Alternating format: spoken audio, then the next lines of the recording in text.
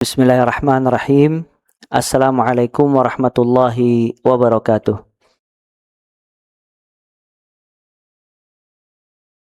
Alhamdulillahi rabbil alamin.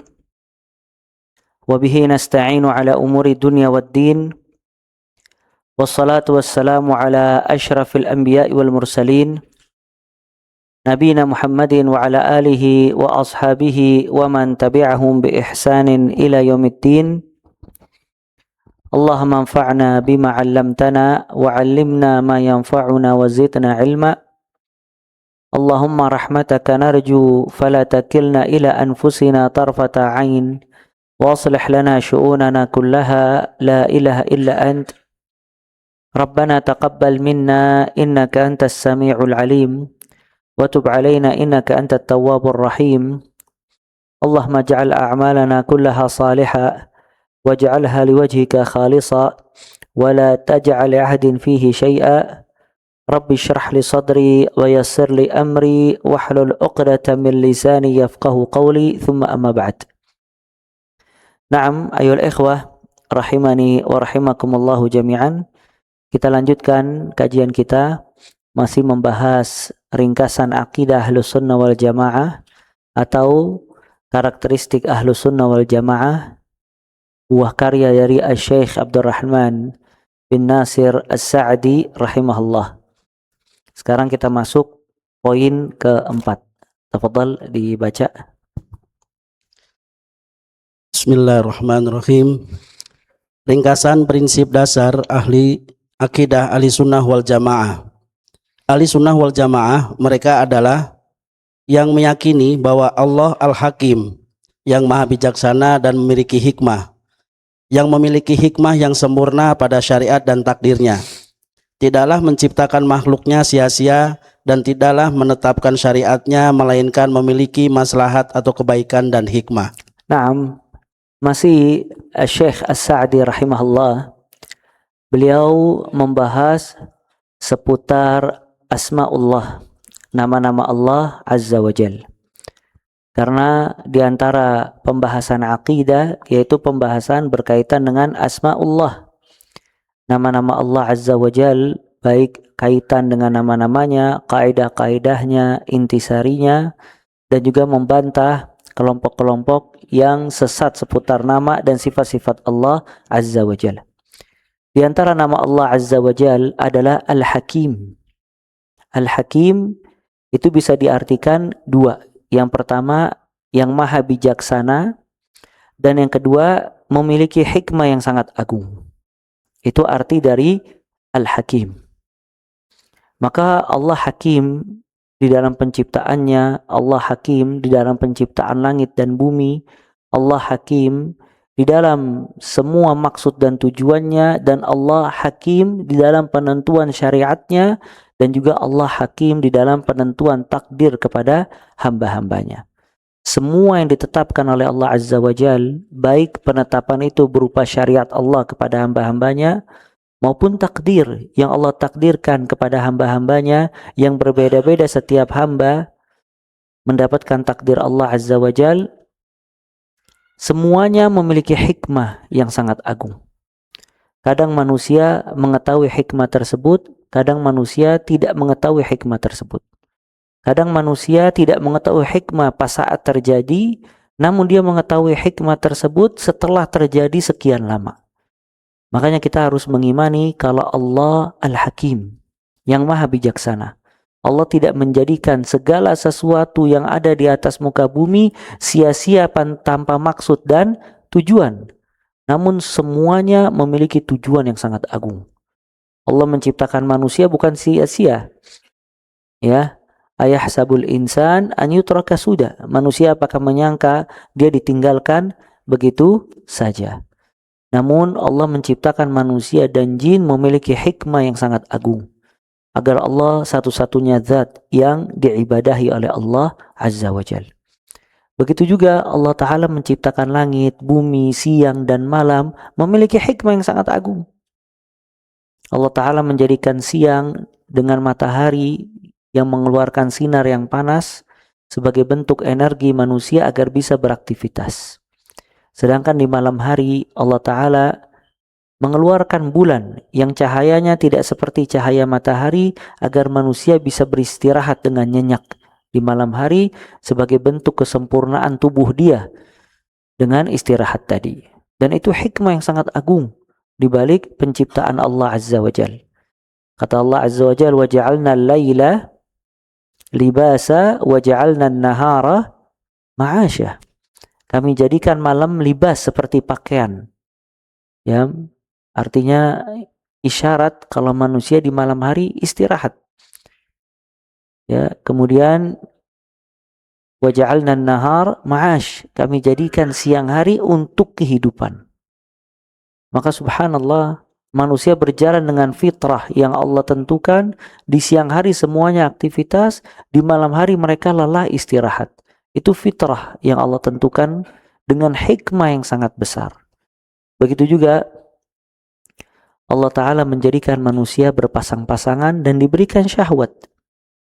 Wa khalaqnakum azwaja wa min ayatihi an khalaqalakum min anfusikum azwaja. Di antara tanda-tanda kebesaran Allah Azza wa Jal, Allah ciptakan di antara kalian berpasang-pasangan. Bukan hanya manusia, bahkan hewan pun Allah jadikan berpasang-pasangan dan diberikan syahwat. Selain mereka bisa menyempurnakan kenikmatan dengan syahwat tadi, mereka bisa beranak pinak, berkeluarga, turun-temurun tidak terputus, hingga seterusnya. Maka ini semua masuk di dalam nama Allah Al-Hakim. Begitu juga penetapan Allah Azza wa Jal di dalam syariat atau qadar. Syariat tidak ada yang sia-sia. Kata Allah Azza wa Jalla, tammat kalimatu rabbika sidqan wa adla. Telah sempurna kalimat Rabb engkau penuh dengan kejujuran dan penuh keadilan. Artinya semua yang diucapkan oleh Allah Azza wa Jalla jujur dan adil. Maksud dari itu jujur, semua informasi dan kabar yang ada di dalam Al-Quran maupun dalam hadis berupa wahyu semuanya jujur, bukan sia-sia. Adla, adil. Semua yang Allah tentukan kepada hamba-hambanya dari syariat Allah Azza wa Jal, itu semuanya bentuk keadilan dan memiliki hikmah yang sangat besar. Allah menetapkan bagi hamba-hambanya salat sehari 5 kali. Allah menetapkan bagi hamba-hambanya zakat yang dikeluarkan setahun sekali. Allah Ta'ala menetapkan bagi hamba-hambanya haji yang kewajibannya seumur hidup sekali, dan seterusnya. Memiliki hikmah. Puasa setahun, kewajibannya 1 kali dalam 1 bulan, ya tidak gugur kecuali memiliki uzur. Maka kalau seseorang mendalami tentang syariat Allah Azza wa Jal, maka dia akan menemukan semua di dalam syariat Allah memiliki kebaikan. Makanya sebagian ulama dia mengarang kitab tentang mahasin dinil Islam, kebaikan-kebaikan agama Islam, berusaha mengeluarkan hikmah-hikmah yang agung dari semua penetapan syariat Allah Azza wa Jal. Karena orang-orang kufar menyangka kalau syariat Allah ini zalim. Seperti orang yang nyuri dipotong tangan, orang yang berbuat zina dirajam kemudian diasingkan, dicambuk diasingkan, bagi yang sudah menikah dirajam. Mereka mengatakan kalau ini ekstrim, keras. Ya, subhanallah, padahal kalau kita lihat kehidupan mereka seperti kehidupan hewan. Tanpa syariat Allah mereka menjadi bahimah, hewan ternak.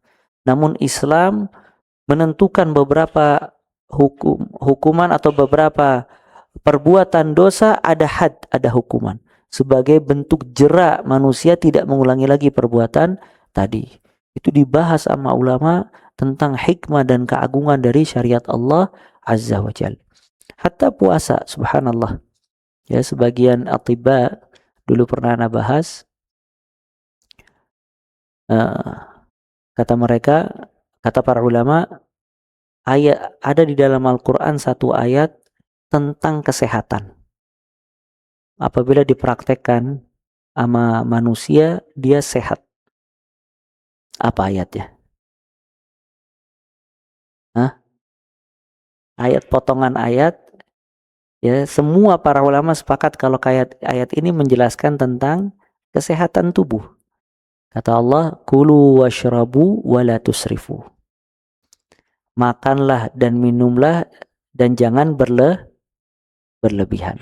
Semua para ulama mengatakan ayat ini ayat yang menjelaskan keutamaan agar orang itu mendapatkan kesehatan di dalam tubuh. Lihat, makan, minum, jangan berlebihan. Dan Nabi SAW bersabda, "Ma mala'a ibnu Adam wi'aan syarran min batnih." Anak Adam tidak mengisi bagian yang paling buruk dibandingkan perutnya.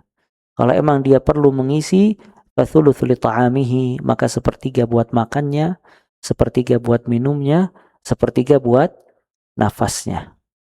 Ya. Dan juga sebagian ulama mengarang kitab tentang fadlul ju', keutamaan ju', lapar. Di antara hikmah seseorang itu menahan rasa kenyang agar ada rasa lapar, itu ada kesehatan di dalam perut. Lihat, subhanallah, ayat ini dan hadis itu dijelaskan sama Allah Ta'ala langsung, pencipta manusia, yang menciptakan manusia dan mengetahui mana sumber penyakitnya, mana sumber kesehatannya. Maka belakangan ini manusia baru menemukan bagaimana cara supaya bisa mendapatkan kesehatan yang optimal. Salah satunya menjaga makan. Makan jangan terlalu berlebihan, jangan ini, jangan itu, dan yang lainnya. Sebelum semua pakar kesehatan menemukan tentang itu, Allah Ta'ala penciptanya telah menjelaskan di dalam syariatnya begitu sempurna. Tapi manusia sebagian besar tidak mengetahui. Sampai kata Ibnu Rajab rahimahullah, kalau seandainya hadis Nabi SAW tadi diamalkan, semua para tabib mengatakan sepakat, la aghlaqat al-mustashfayat, rumah sakit itu akan tutup kalau kaum muslimin dia benar-benar mengamalkan sunnah Nabi Muhammad sallallahu alaihi wasallam.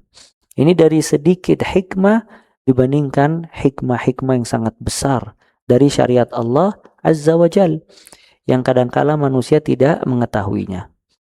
Ya, begitu juga hikmah apabila bejana dijilat oleh seekor anjing, a'azzakumullah. Maka di dalam syariat itu gimana cara bersihkannya? Berapa kali? 7 kali. Itu najis apa namanya?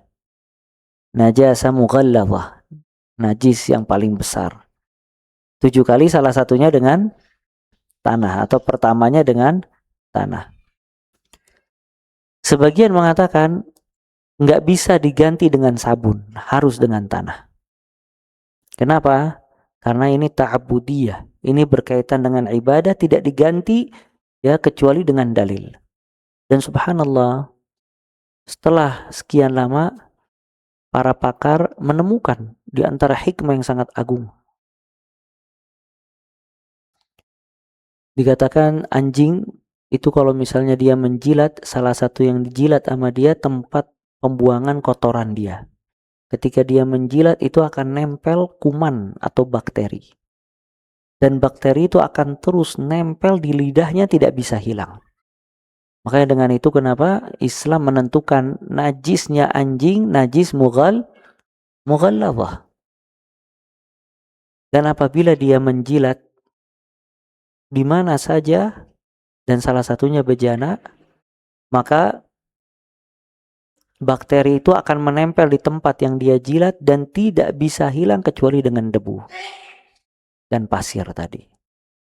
Ya, dan ini hikmah yang sangat besar. Subhanallah. Nabi SAW menjelaskan hikmah tadi sebelum ada kemajuan teknologi. Murni wahyu dari Allah Azza wa Jalla. Dan para sahabat ketika mendengar itu langsung sami'na wa ta'na. Tanpa bertele-tele.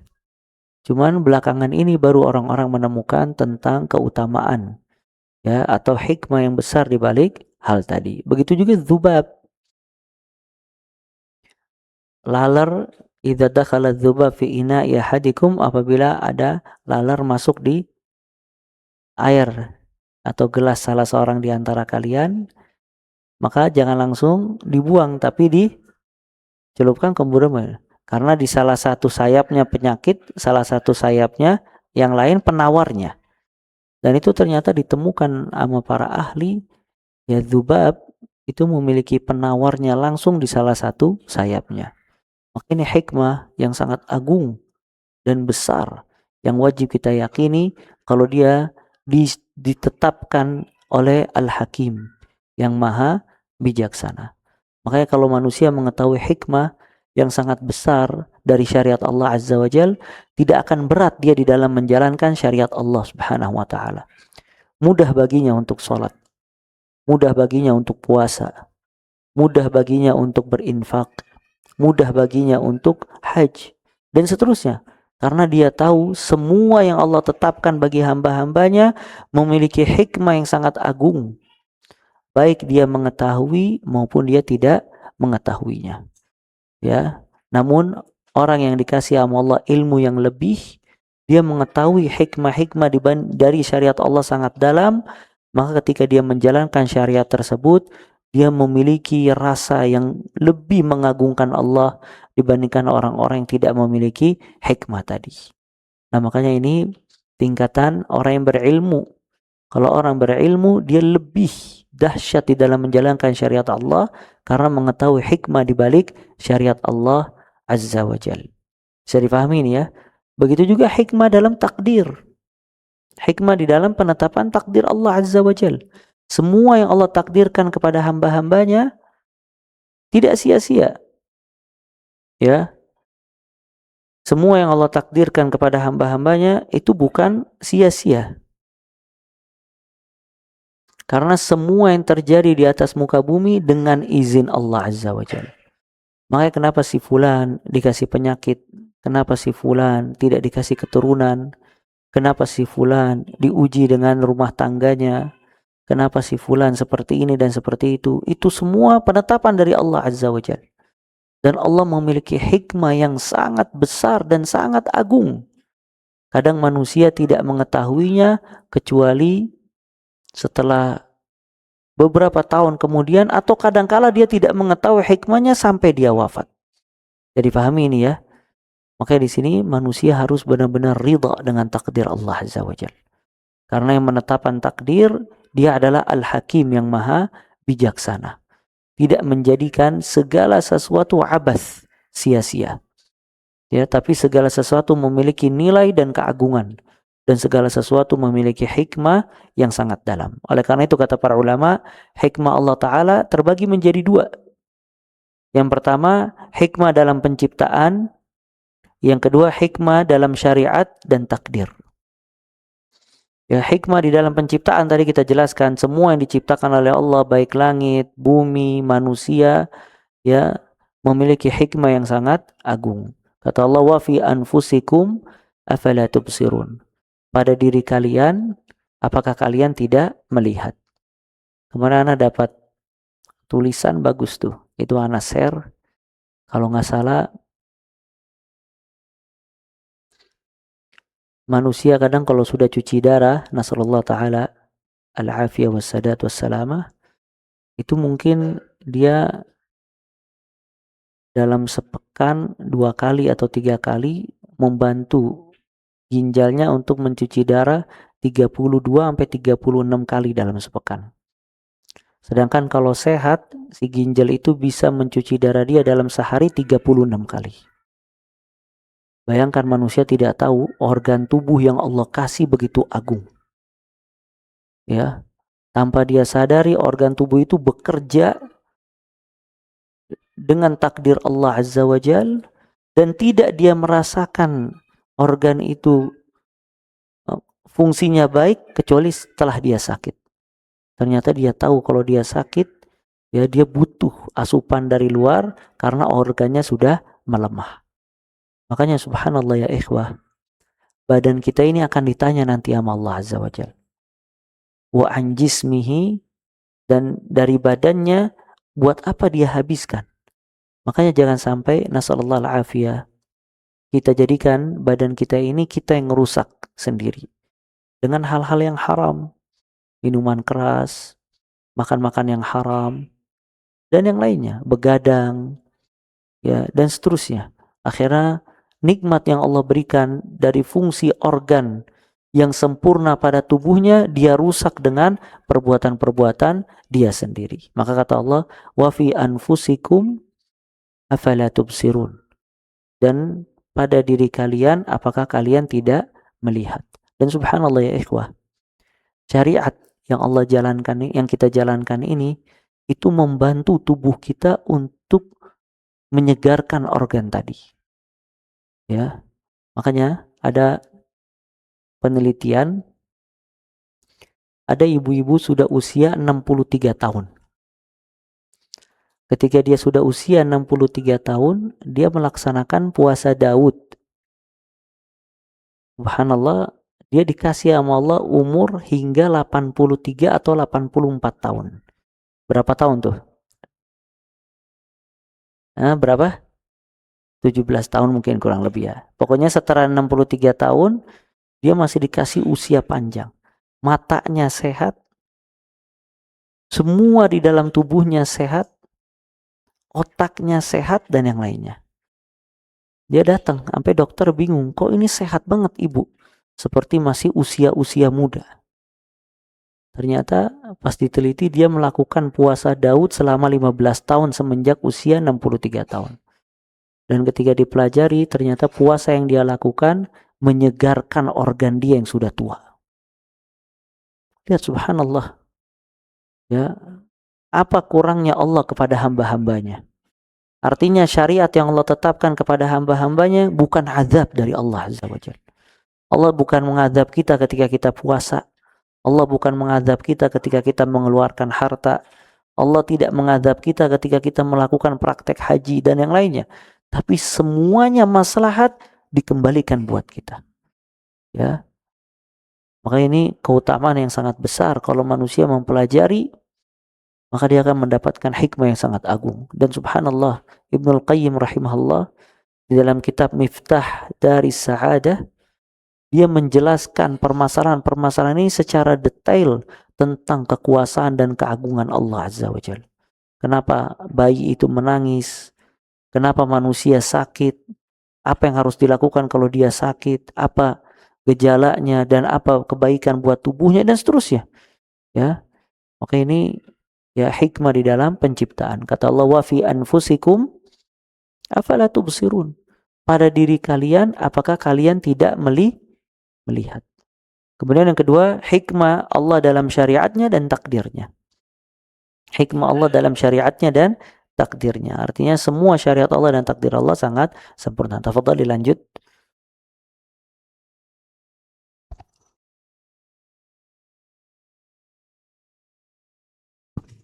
Sesungguhnya Allah Ta'ala maha menerima taubat, pemaaf dan maha pengampun. Ia menerima taubat dari hamba-hambanya dan memaafkan semua kesalahannya, mengampuni dosa-dosa besar bagi yang bertaubat, beristighfar dan inabah untuk kembali kepada Allah Ta'ala. Naam, ini juga kita udah pernah jelaskan berkali-kali. Di antara nama Allah adalah At-Tawwab, yang maha menerima taubat.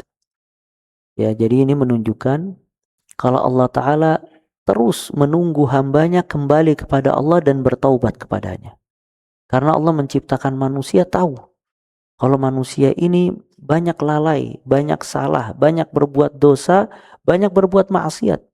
Namun dengan itu Allah tidak menutup pintu taubat dari hamba-hambanya. Kapan hamba itu bertaubat, ketika itu juga Allah senang dan Allah menerima taubatnya. Dan terus dia akan diterima taubatnya selama dia kembali kepada Allah Azza wa Jalla. Makanya dikatakan oleh para ulama, taubat itu wazifatul umur. Kewajiban umur taubat itu. Dan Nabi SAW dalam satu majlis bertaubat kepada Allah 100 kali. Dengan mengatakan, Allah maghfirli wa tub alayya innaka antat tawwabul ghafur. Dan kalau antum baca Al-Quran, subhanallah, di antara doa yang paling banyak, konteks doa yang ada di dalam Al-Quran, sebagian besarnya minta taubat kepada Allah Azza wa Jalla. Minta ampun, sebagian besarnya. Bahkan ada satu amalan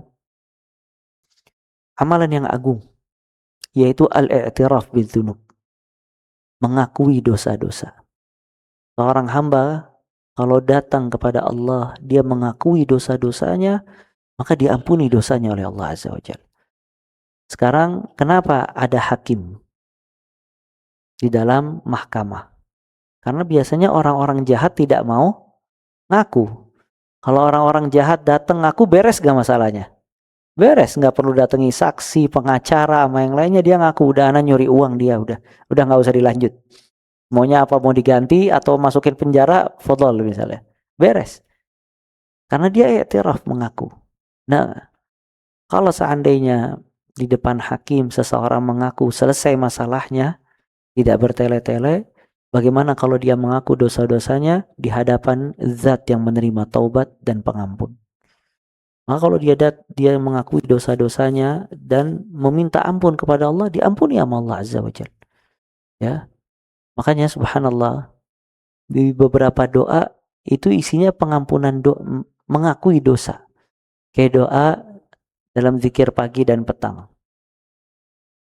Allahumma anta rabbi la ilaha illa anta khalaqtani wa ana abduk wa ana ala ahdika wa wa'dika mastata'tu wa a'udzubika min syarri ma sana'tu.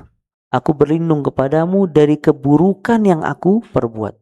Abu'u laka binikmatika alayya. Aku mengakui semua nikmat yang engkau berikan kepada aku. Wa abu'u bizambi. Dan aku mengakui dosaku. Faghfirli. Maka ampunilah aku. Makanya doa ini dikatakan nama Nabi SAW Sayyidul Istighfar, puncaknya istighfar, tuannya istighfar, karena di dalamnya ada i'tiraf, pengakuan dosa. Antum lihat Nabi Yunus alaihi salam. Nabi Yunus ketika dia berbuat kesalahan, apa yang dia lakukan? Mengakui dosanya. Dia mengatakan la ilaha illa anta subhanak inni kuntu minadh dhalimin. Tiada Tuhan yang berhak disembah melainkan Engkau, Maha suci Engkau, aku termasuk orang-orang yang zalim. I'tiraf, dia mengakui dosanya. Subhanallah, diampuni dosanya sama Allah Azza wa Jalla. Nabi Adam alaihi salam ketika dia berbuat dosa, tertipu dengan syaitan atau iblis, apa doa yang dipanjatkan sama Nabi Adam alaihi salam? Rabbana zalamna anfusana wa illam taghfir lana wa tarhamna lanakunanna minal khasirin. Ya Allah, aku telah berbuat zalim. Kalau Engkau tidak mengampuni aku dan merahmati aku, niscaya aku termasuk dari orang-orang yang dia mengakui dosa. Semua para nabi mengakui dosanya. Makanya ini menunjukkan kalau Allah Maha menerima taubat. Dan disebutkan di dalam athar, subhanallah, Nabi Musa alaihi salam pernah mengalami kekeringan. Tidak turun hujan dan kekeringan. Kemudian Allah mewahyukan kepada Nabi Musa agar mengumpulkan semua Bani Israel. Dan ketika itu jumlahnya 7.000 atau 70.000, ana lupa, 70.000, 70.000 orang. Maka disuruh sama Nabi Musa dikumpulkan, terus semuanya berdoa minta hujan kepada Allah Azza wa Jalla. Allah mewahyukan kepada Musa alaihissalam, aku tidak akan menurunkan hujan. Kata Nabi Musa, kenapa ya Rabb? Karena di antara 70.000 orang ini ada satu orang berbuat dosa selama 40 tahun. Suruh dia keluar dari 70.000 orang ini, aku turunkan hujan. Akhirnya subhanallah, Nabi Musa mengatakan kepada 70 orang ini, di antara kita ada yang berbuat dosa 40 tahun belum bertaubat. Dengan itu terhalangi hujan. Mohon si fulan keluar. Atau orang yang merasa keluar dari kita. Agar Allah segera menurunkan hujan. Itu Bani Israel saling tengok satu dengan yang lain. Ya, mungkin bukan anak, siapa yang ini. Diulangi lagi sama Nabi Musa. Kata Nabi Musa, Allah tidak menurunkan hujan karena ada salah seorang di antara kalian bermaksiat 40 tahun. Keluar. Jangan sampai Allah menghalangi hujan, membuat manusia mati, anak-anak mati, perempuan mati. Segera keluar dari kita. Ya, masih belum. Cuman subhanallah ada satu orang ngerasa. Ya. Akhirnya dia berdoa kepada Allah Azza wa Jalla. Dia bilang, ya Rabb, aku bermaksiat 40 tahun. Selama 40 tahun engkau tutupi dosaku. Masa pada hari ini engkau akan bongkar dosaku di hadapan 70 orang ini dalam satu waktu. Sedangkan aku bermaksiat 40 tahun, selama 40 tahun dosanya ditutupi sama Allah. Maka dia bilang, ya Rabb, la tafdahni. Ya Allah, jangan engkau mencelakakan aku. Jangan engkau menjatuhkan harga diriku. Allahumma ghfirli wa tub alayya. Ya Allah, aku minta ampun dan aku bertobat kepadamu. Itu subhanallah, diulangi lagi sama orang itu. La tafdahni, ya Allah, jangan kau celakakan aku. Jangan kau bongkar aibku di hadapan 70 ribu orang ini. Nggak berapa lama itu awan mengumpul, turun hujan. Ya. Kata Nabi Musa, ya Rabb, kenapa turun hujan? Bukankah engkau tadi bicara ada satu orang yang menghalangi kita? Kata Allah Azza wa Jalla, saya turunkan hujan sebab orang yang pertama kali menghalangi kalian. Karena dia meminta ampun kepadaku, bertobat dan mengakui dosanya. Lihat subhanallah. Manusia kalau seandainya dia datang kepada Allah mengakui dosanya dan bertaubat, meminta ampun dan meminta maaf, sebesar apapun dimaafkan dan diampuni oleh Allah Azza wa Jalla. Makanya Allah Ta'ala tidak pernah menutup pintu taubat kepada hamba-hambanya dan tidak pernah mengecilkan rahmatnya dari hamba-hambanya. Maka di sini seorang hamba, kalau seandainya dia tidak mengetahui Rabbnya, sayang. Dia hidup tapi dia tidak mengetahui akan kebesaran dan keagungan Allah Azza wa Jalla. Kita setiap hari sujud dan ruku, tapi kita tidak tahu ternyata zat yang kita sembah sangat luar biasa dari semua makna yang terkandung dari nama-nama dan sifat-sifatnya. Nah, tafadhal yang terakhir. Dialah yang maha bersyukur, mensyukuri amalan hambanya walaupun sedikit, dan menambah bagi hamba-hambanya yang bersyukur dengan keutamaannya. Nah, di antara nama Allah adalah Asy-Syakur. Allah Ta'ala yang maha bersyukur. Sebagian ulama mengatakan maknanya adalah Allah menerima sedikit amalan hambanya dan Allah mengganti atau membalasnya dengan yang besar. Makanya dari sini seorang hamba tidak boleh mengecilkan amalan yang dia kerjakan ikhlas buat Allah Azza wa Jalla. Karena sekecil apapun yang dia kerjakan, kalau diterima oleh Allah Azza wa Jalla, akan dibalas oleh Allah jauh lebih besar dibandingkan amalnya. Dan itu makna dari nama Allah Asy-Syakur. Ya. Ya, nama dari Allah Asy-Syakur. Ya, kata Ibnu Taimiyah rahimahullah, kalau engkau mengamalkan satu amalan, kemudian engkau tidak mendapatkan dampak di dalam hatimu pada amalan tadi, maka salahkan dirimu. Kenapa kok amalan tadi tidak ada buahnya pada dirimu? Fa inna Rabb syakur. Sesungguhnya Allah maha bersyukur. Artinya semua amalan yang kita kerjakan, sedikit maupun besar, Allah terima. Manusia kadang mengecilkan usaha orang. Dia cuma ngerjain segini, dikasih upah sedikit. Kalau kerjanya agak banyak sedikit, dikasih upah lebih banyak. Kalau mau upah banyak, disuruh lembur, betul nggak? Lembur baru dikasih upah banyak sama manusia. Ini manusia, perhitungan.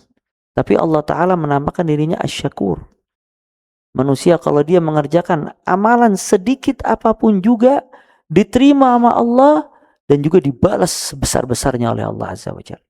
Maka kata para ulama, di antara bentuk balasan Allah Azza wa Jalla, Allah lapangkan jiwanya. Ya, semakin banyak beramal, semakin lapang jiwanya. Semakin banyak beramal, semakin lapang lagi jiwanya. Ketika jiwanya lapang, semakin bahagia dia. Makanya dengan amalannya dia bisa bersabar atas musibah, bersyukur atas nikmat, berbahagia, kemudian dikasih ketenangan hidup, qanaah, merasa puas dengan rizki Allah Azza wa Jal, buah dari amal yang dia kerjakan. Namun kalau misalnya dia sedikit amal, semakin sempit jiwanya. Kalau tidak beramal semakin sempit lagi.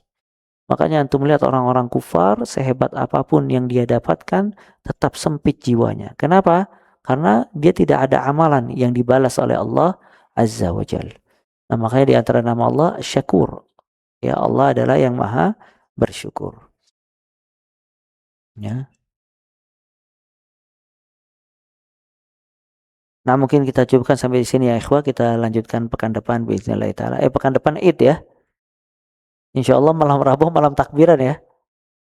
Baik, mungkin kita lanjut ba'da Id biiznillah taala. Kita tutup nada kafaratul majlis. Subhanakallah bihamdik asyhadu an la ilaha illa anta astaghfiruka wa atubu ilaik. Wa sallallahu wasallam wa baraka abdika rasulika Muhammad wa akhiru da'wana alhamdulillahi rabbil alamin. Tsumma assalamu alaikum warahmatullahi wabarakatuh.